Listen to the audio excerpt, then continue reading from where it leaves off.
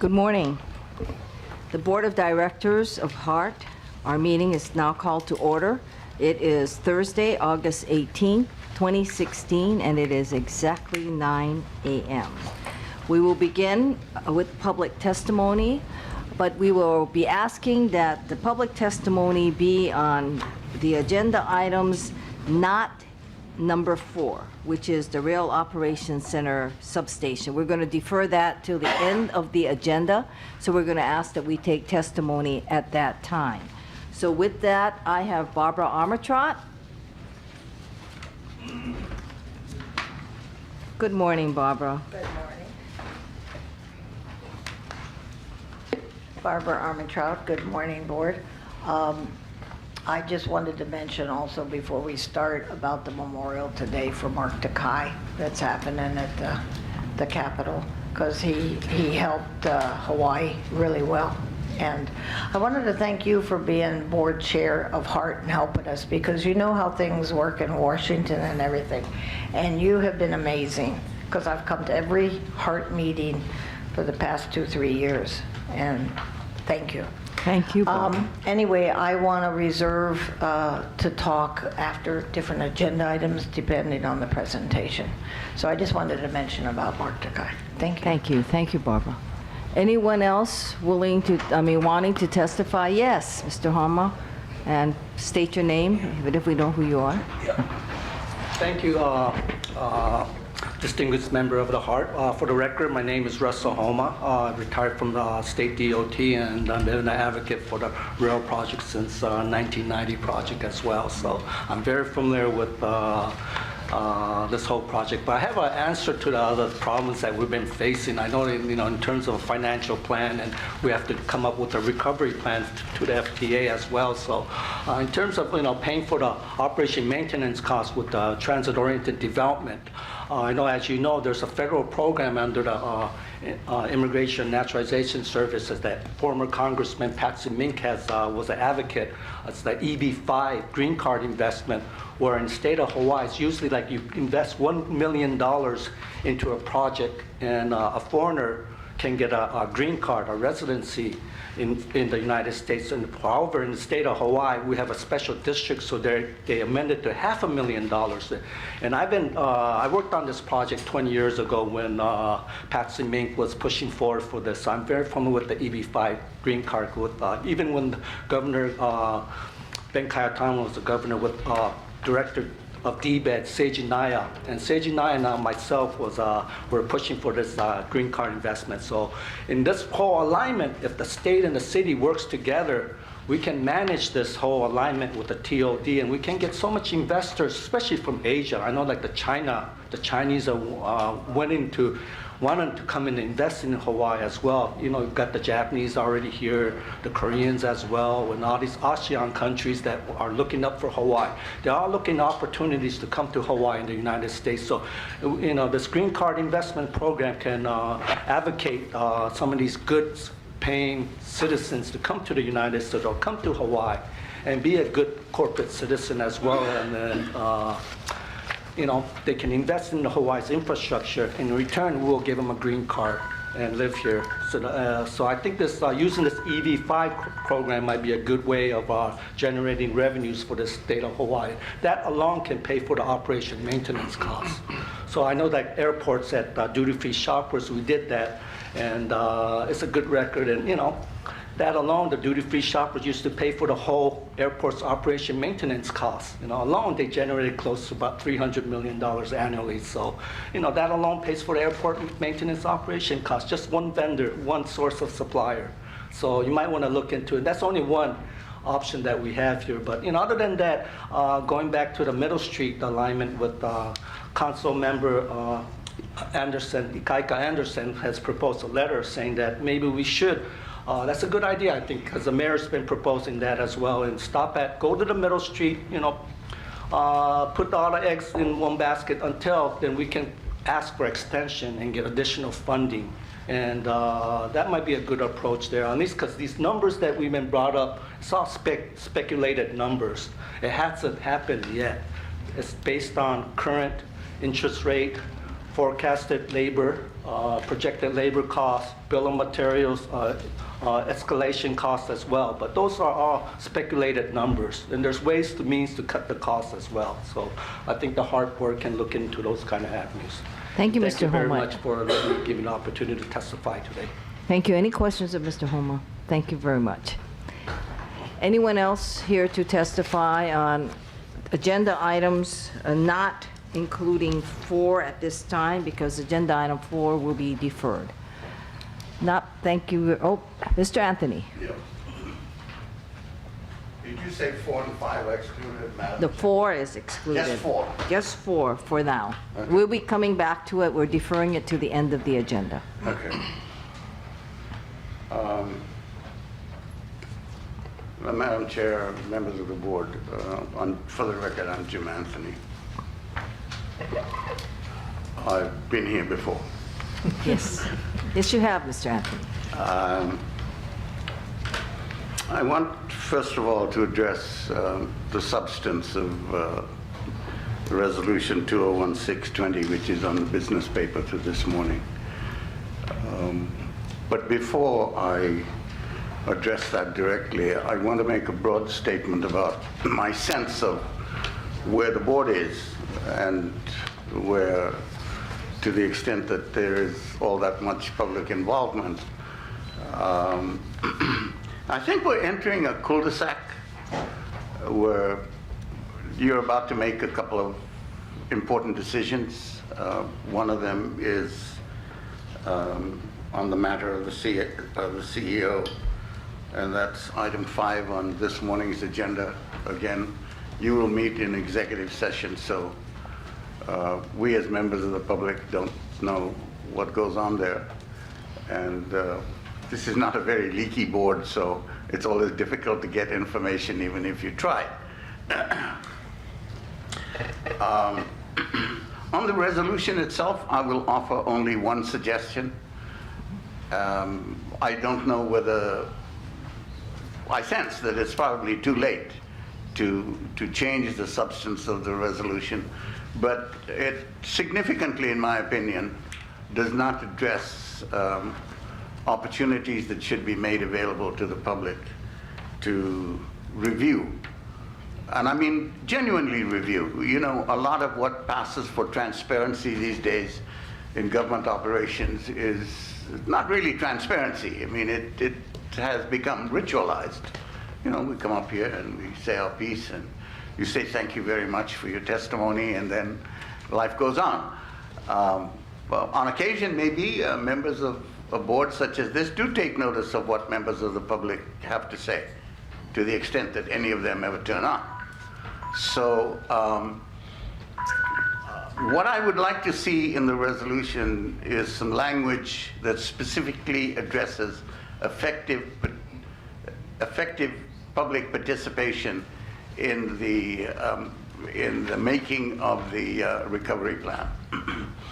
The recovery plan is going to be a pretty critical document. Today is the 18th of August. This is due, according to the last piece of correspondence that I've seen from the FDA, this is due by the end of this year. So effectively, that's September, October, November, and December. That's a mere 4 months. And in order to make representations on the recovery plan that you would respect and maybe take note of and do something about, members of the public participating in this very important process would need to do some homework. So I would like to see some language in here. It need only be one paragraph that addresses this issue of effective public participation. I'll leave that matter there. With respect to the other item on the agenda that members of the public may address this morning, there is once again agenda item number 5, to which I have spoken before because it has appeared on your agenda for the last 4 meetings, if my memory serves me correctly. To put it bluntly, that means that whether or not Mr. Grabowskis will continue to be the CEO for this project is a matter to be decided. And I seem to recollect that you have a deadline by which this decision has to be made. And I think that deadline is 6 days hence. I don't know where that deadline comes from, but it's probably something that's embedded in a contractually binding instrument. But whatever that date is, I want you to know, and this is somewhat of a repetition, but not entirely a repetition of what I said before, that I think the matter, the basis on which my thinking rests with respect to the matter of the CEO is this. That yes, there have been a number of stumbles. I can list them. I've alluded to them before. I think there are some things that have not been publicly addressed. For example, I would like to really see if, and I don't have the power to make you do that. Matter of fact, I don't have the power to make you do anything. But I would like to see a far-reaching, not a fishing expedition, but evidence-derived inquiry into the 4 years that Kiewit played such an important part in this project. When I apply what I think is the IRS smell test, I don't like what I smell. I think there's a lot there that should be addressed. I think that's a negative for when you evaluate the CEO, because at that time, because of the restrictions in the charter, the administration under the direction of the CEO was almost exclusively responsible for what was going on behind closed doors, the PMOC meetings, for example. I think there have been other things that have gone awry, but in balancing, in trying to evaluate from the limited perspective and the limited aperture that I have to evaluate the CEO,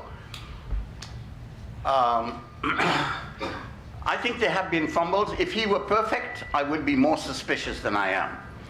But when I weigh it in my crucible and take into account what is in the best interests of this project, I see continuity as a very important and weighty factor. And I hope that you will take that into consideration. I think I've said enough on this subject because I realize that there are certain sensitivities on a personnel matter, that members of the public shouldn't use this privileged position as a bully pulpit. That doesn't sit well with me. So having said what I have already said, and I think communicated what I have to say as clearly as I might, I'm going to leave it there. But I do want to say one other thing. You know, members of the public who come before you have limited powers of persuasion. Indeed, they have limited powers. They come before you in good faith and they make representations by saying what they have to say.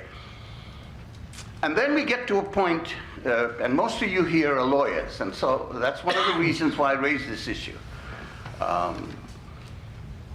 That, you know, the threat of appellate review in our legal system is a very important form of accountability.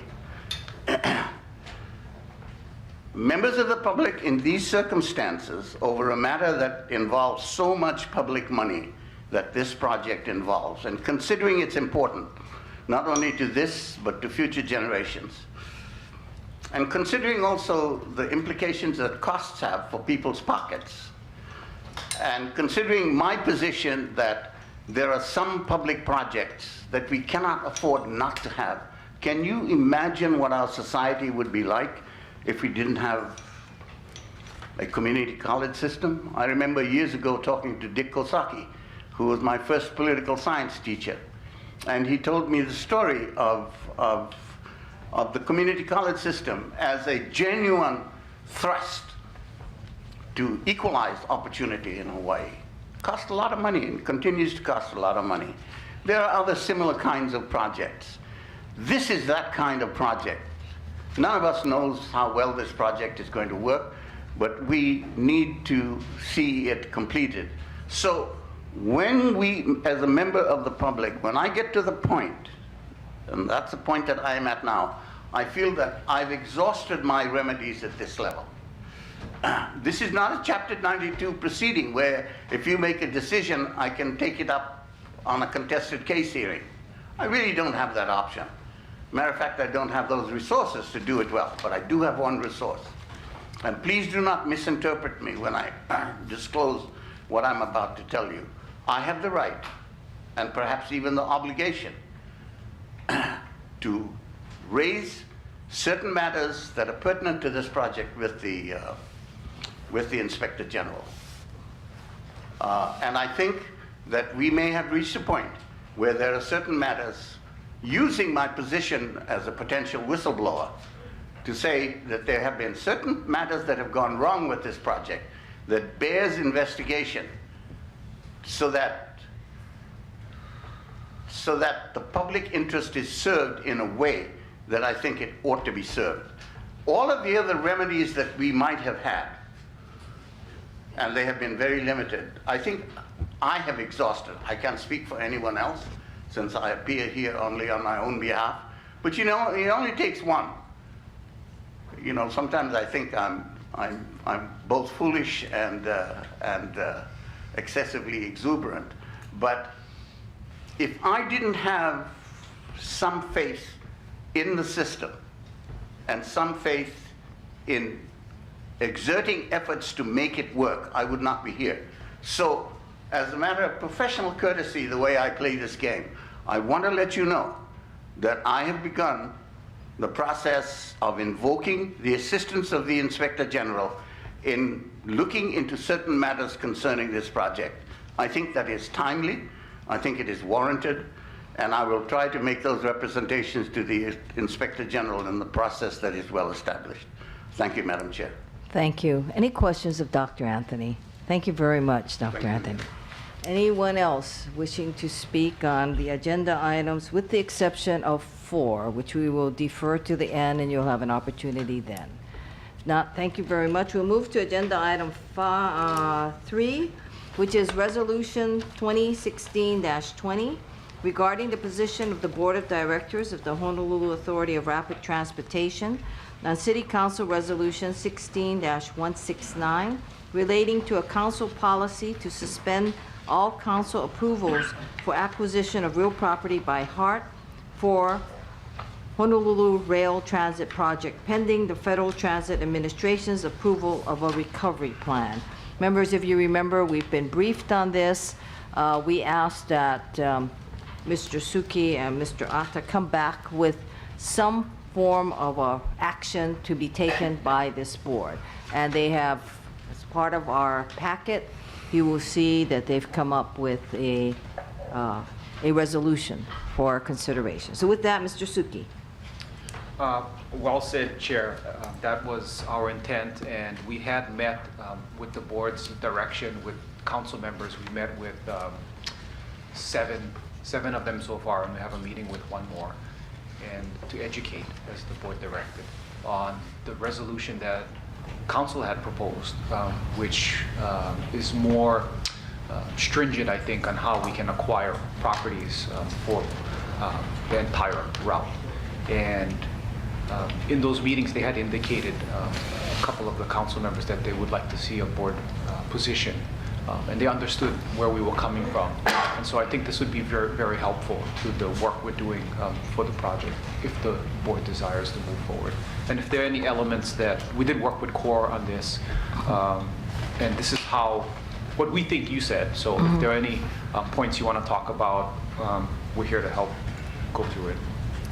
Thank you. Members, any questions of Mr. Suki or Mr. Atta? Questions? Yes.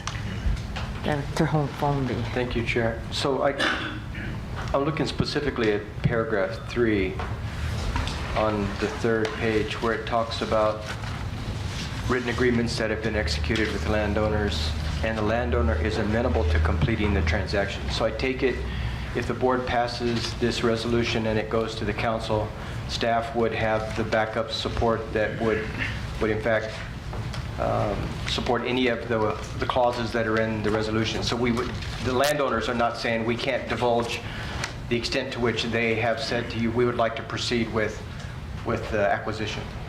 Yes, and just some landowners are so we are asking to move forward in cases where we have an agreement to purchase and sale signed, the equivalent of that. And some landowners are not amenable to moving forward given the status of the project, some are. And we have an understanding of which landowners would like to move forward. Okay. We've got some phone calls. And so.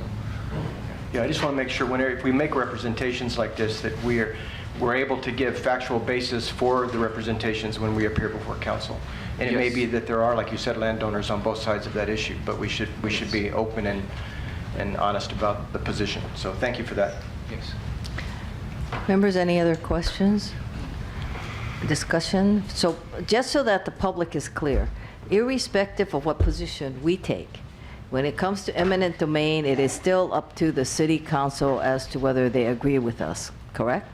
So they actually have the ultimate say. What we are presenting to them is how we would appreciate it if they would proceed on this specific issue. Yes. Okay.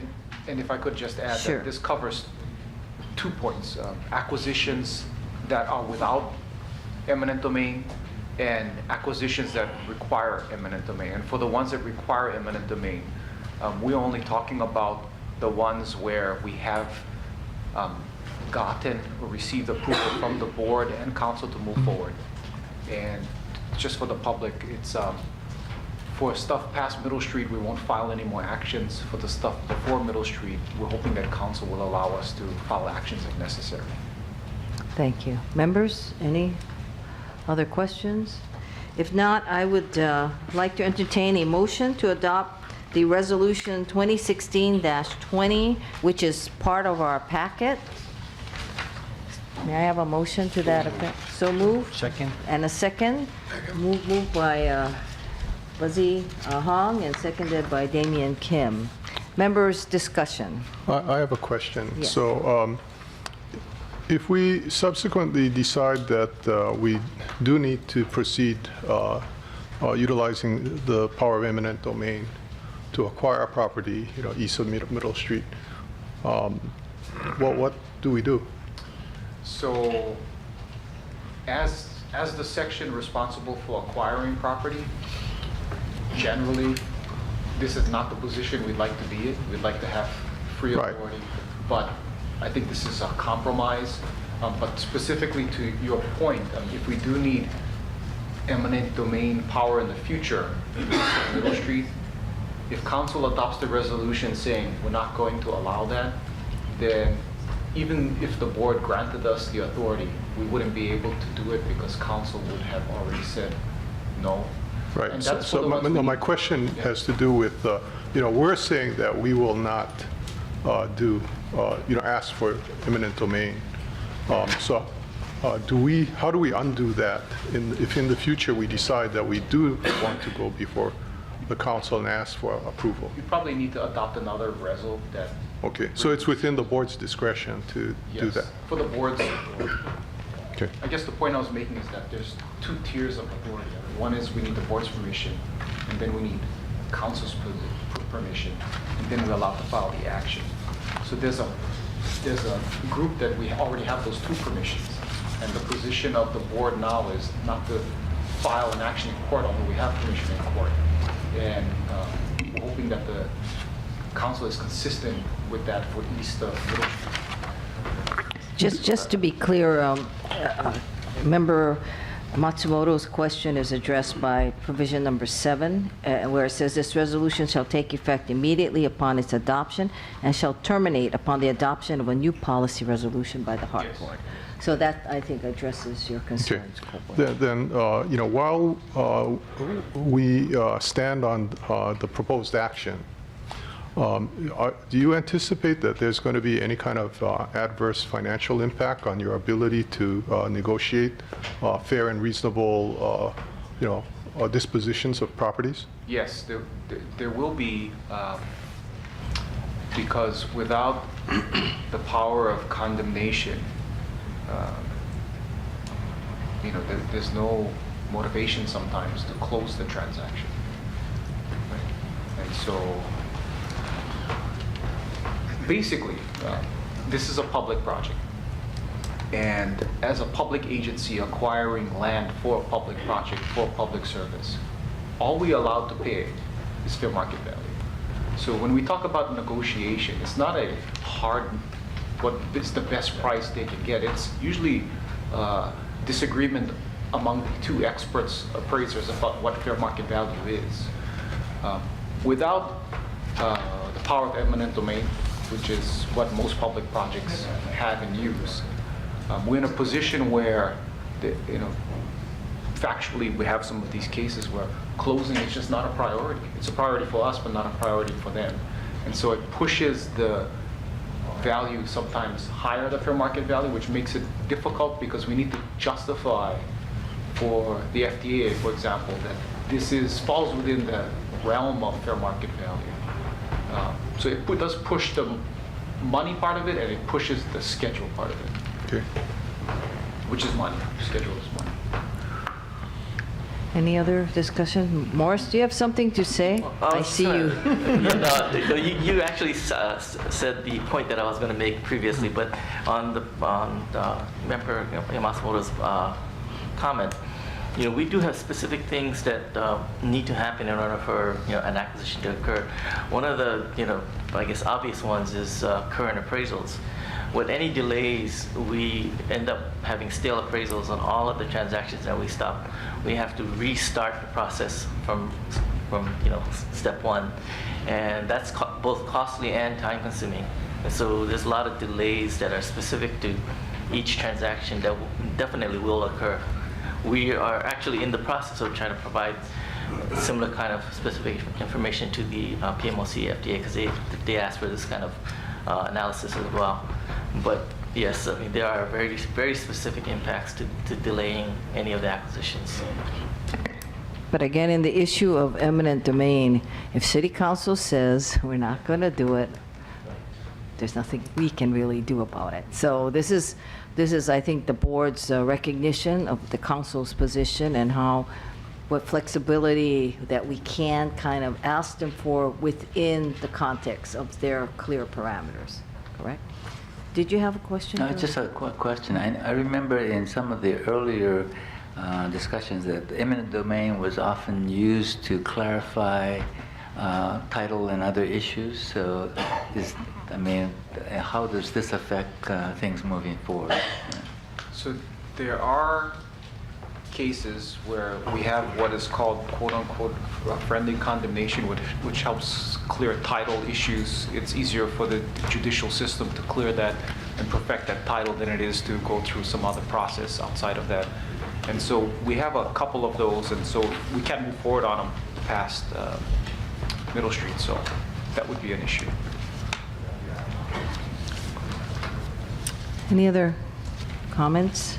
And just so that I think we're all clear, a lot of this is pending the recovery plan. So once the recovery plan is hopefully adopted and accepted and we have an agreement, even the council resolution technically terminates at that point, just by its own language within it, assuming they adopt something with our modifications. Any other discussions? Yes. Jesse, I just wanted to comment that, because this resolution that we're adopting has some flexibility, to the extent you guys determine that a particular acquisition east of Middle Street is critical and you foresee an extended time period to try to accomplish that acquisition, then I think it behooves you to come back to the board and for us to evaluate that specific acquisition so that we can assess whether we should adopt a different resolution so that we can attempt to convince the council to authorize eminent domain? So getting a little bit in the weeds. So we already have approval on many of the properties past Middle Street for condemnation already. So the next step is just filing the action. So really, council's resolution, if they say no more eminent domain, they're not going to approve any more eminent domain past Middle Street. It doesn't actually stop us from being able to file the action, but we respect their position. But the board is also telling us not to file any action, and that prevents us from filing an action. So if we did come back to the board and said, you know, we may need to file this action, and the board would decide, I think, at that point, and then how to deal with that in the context of council's desire not to have any more actions filed. Yeah, I just want to make sure that, you know, you don't blindly follow this resolution and then it, you know, a year from now, we determine that, gee, with the benefit of hindsight, we should have initiated something a year ago, but you didn't bring it to our attention, so, you know, we didn't act on it. So I'm just encouraging you that if there are specific acquisitions that fall in that, you know, have that concern, then please bring it to our attention. Okay, that's definitely something we'll accommodate, and we'll probably do it during our roll updates that we do for the board. Any other questions? Yeah. I just Mr. Hall. was wondering how this council resolution would impact the recovery plan, because a long time ago, the PMOC had concerns about the threats of acquisition and utility relocation, and acquisition not being done timely, which would delay the project. So how would that impact the recovery plan going forward? I really don't know. I mean, Yeah, I was just reading the first be it resolved clause, and I know Chair Hanabusa mentioned that when we get an adopted recovery plan, council resolution disappears, but the last sentence of it, I'm not so sure, because it says, until such time that a recovery plan is finalized and the council agrees the real property acquisitions for the rail should continue. So that last phrase, I'm not sure if just the adoption of a recovery plan automatically means this resolution has no effect.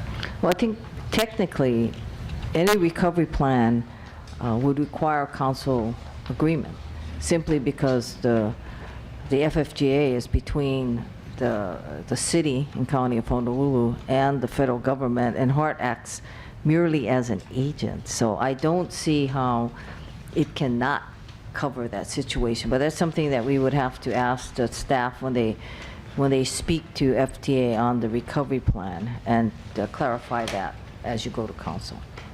Okay. Any other questions or comments? If not, members, may we have a vote for the motion that's pending? Do we have any opposition to this motion? I'm going to vote no. One no vote. Any other no votes? So, none. Thank you very much. So the vote carries with one negative vote. Thank you very much. Members, as noted, item number 4, which is the discussion on the ROC, the Rail Operations Center substation, will be deferred until the end of this agenda. We are now at agenda number 5, which is Executive Director and CEO.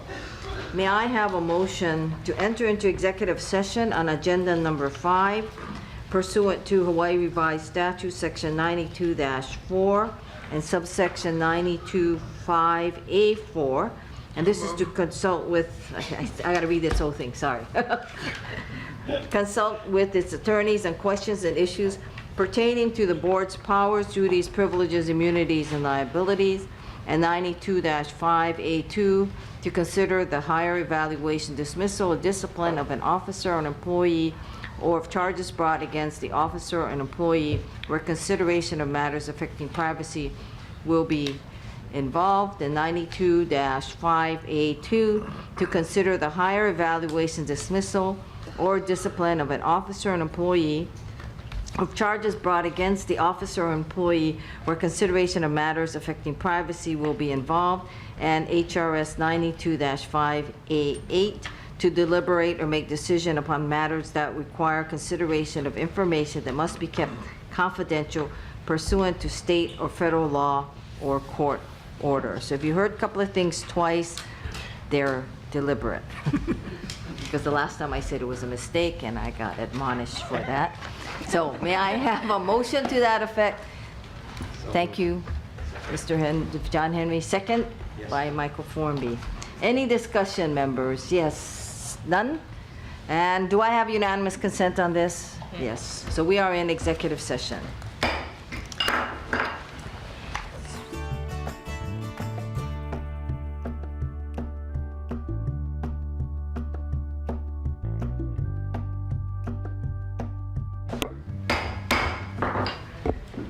The Board of Directors of HART is reconvened.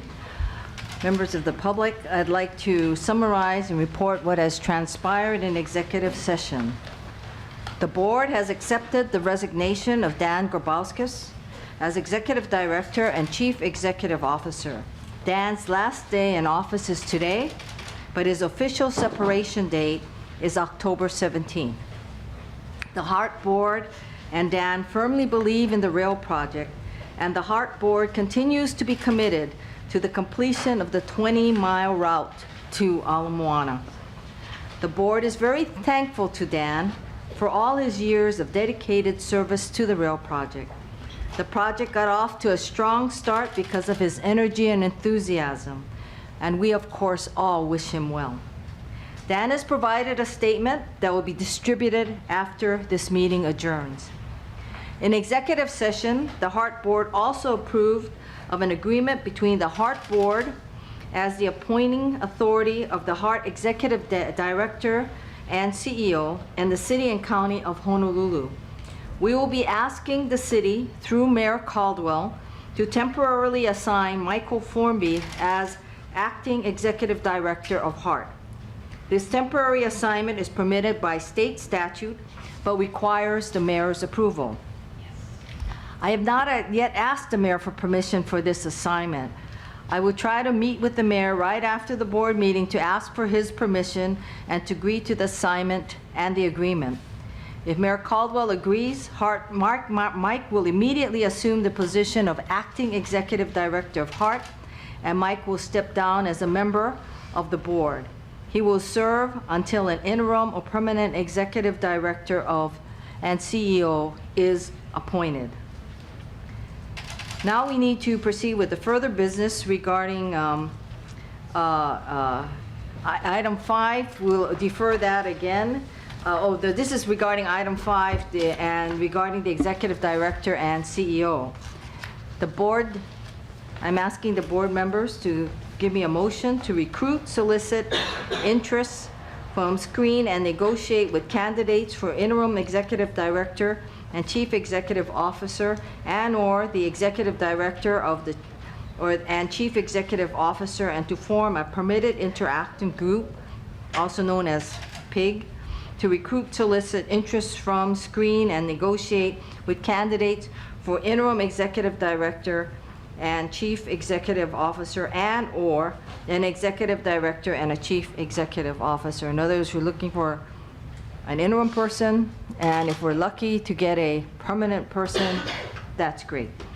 So members, may I have a motion to recruit, solicit interest from, screen, and negotiate with candidates for interim and/or permanent Executive Director and CEO, and to form a permitted interaction group to recruit, solicit interest from, screen, and negotiate with candidates for interim and/or permanent Executive Director and CEO. So moved. Okay, now as we all know, the PIG is needed to find the qualified candidates for the Executive Director and Chief Executive Director position. I need a second. I have a second from Mr. Lee. Any discussions among the members? If not, I assume we have unanimous consent for the formation of the PIG. Thank you very much.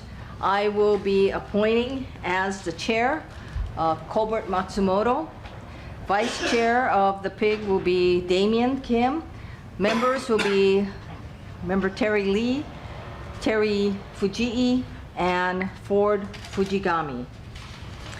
Thank you very much. Now, and members, I assume that your vote in the affirmative to the formation of the PIG will also go for the members that we just named as well. Is that okay? Thank you very much. Barbara Armitrot, I don't mean to ignore you, but yes.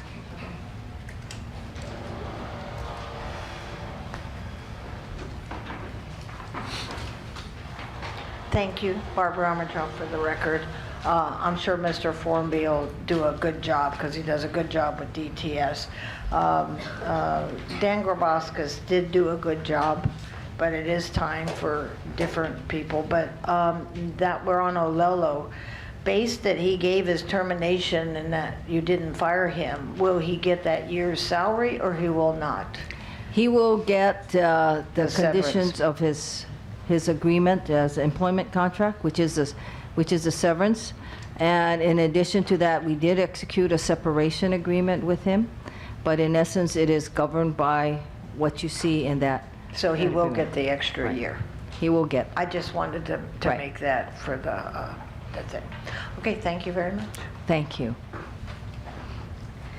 So members, with that, I am going to also on item 4, which is discussion on the Rail Operations Center substation. Given the events of today, I'm going to defer that matter to the next agenda.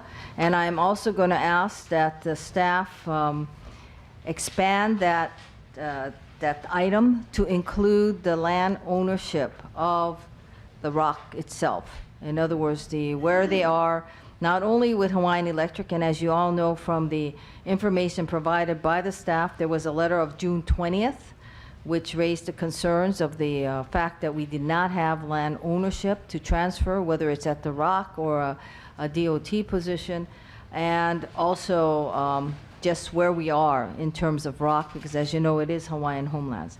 So with that, we will defer that matter to the next board meeting. Members, any other matters? If not, I have nothing more in terms of the agenda. So may I have a motion to adjourn? Moved and seconded. I assume we have unanimous consent, members. And imagine that, we finished before 11. Thank you. We are adjourned.